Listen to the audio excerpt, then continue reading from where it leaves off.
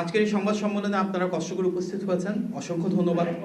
আজ আমরা একটি ভিন্ন মাত্রিক উদ্যোগের আনুষ্ঠানিক ঘোষণা দেওয়ার জন্য এখানে সমবেত হয়েছি। আমরা আনুষ্ঠানিকভাবে সবার আগে বাংলাদেশ উইথ তারেক রহমান শীর্ষক একটি পডকাস্ট আজকে থেকে শুরু করতে যাচ্ছি। এই পডকাস্ট শোয়ে বাংলাদেশ জাতীয়তাবাদী দল বিএনপি চেয়ারম্যান জনাব তারেক রহমান সরাসরি দেশের মানুষের সামনে তার চিন্তা, দর্শন ও ভবিষ্যৎ পরিকল্পনা তুলে ধরবেন। এই আয়োজনে জনগণের সাথে সরাসরি ও নিয়মিত সংলাপের একটি ঐতিহাসিক উদ্যোগ। এই পডকাস্ট কেবল একমুখী বক্তব্যই নয়, বরং এটি সাধারণ মানুষের কথা শোনা, তাদের অভিজ্ঞতা ও প্রত্যাশাকে অনুধাবন করা এবং বাস্তবতার আলোকে দেশ পরিচালনার পরিকল্পনা তুলে ধরার সমন্বিত উদ্যোগ। প্রিয় সাংবাদিক ভাই ও বোনেরা, বাংলাদেশ আজ একটি গুরুত্বপূর্ণ সময় অতিক্রম করছে। নির্বাচনকে কেন্দ্র করে দেশের জনগণ আর কোনো অবাস্তবায়নযোগ্য ফাঁকা বুলি শুনতে চান না, মিথ্যা আশ্বাস প্রত্যাশা করেন না। তারা চান স্পষ্ট অঙ্গীকার, বাস্তব পরিকল্পনা এবং একটি অভিজ্ঞ ও বিশ্বাসযোগ্য নেতৃত্ব। জনাব তারেক রহমান এই পডকাস্টের মাধ্যমে সাধারণ মানুষের জীবনের সাথে জড়িত বিএনপির সেই অঙ্গীকারগুলোর কথাই ধারাবাহিকভাবে তুলে ধরবেন। এই পডকাস্টে তিনি বিএনপির ফ্যামিলি কার্ড কর্মসূচির কথা বলবেন, যার মাধ্যমে দেশের কোটি কোটি পরিবারের আর্থিক কিংবা খাদ্য সহায়তা ও সামাজিক নিরাপত্তার ন্যায্য অধিকার নিশ্চিত হবে। তিনি শিক্ষা নিয়ে তার মৌলিক সংস্কার ও উন্নয়নের পরিকল্পনা তুলে ধরতে চাচ্ছেন, যাতে আমাদের সন্তানেরা বিজ্ঞান মনস্ক, মানবিক ও যোগ্য নাগরিক হিসেবে নিজেদেরকে গড়ে তুলতে পারে।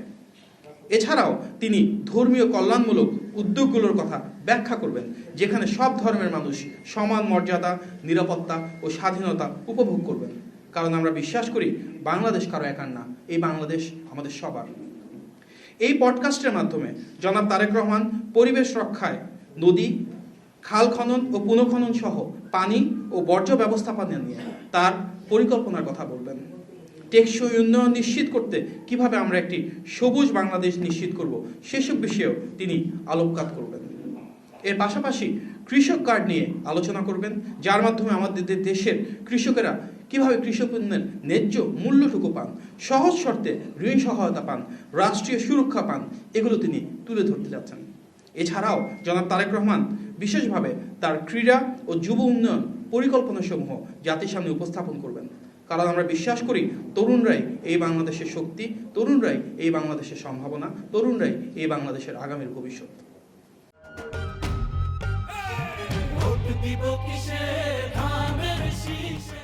সবার আগে বাংলাদেশ শুধুই নির্বাচনী প্রচারণা সম্পর্কিত কোনো উদ্যোগ নয়, বিএনপির রাজনীতি, বিএনপির অঙ্গীকার।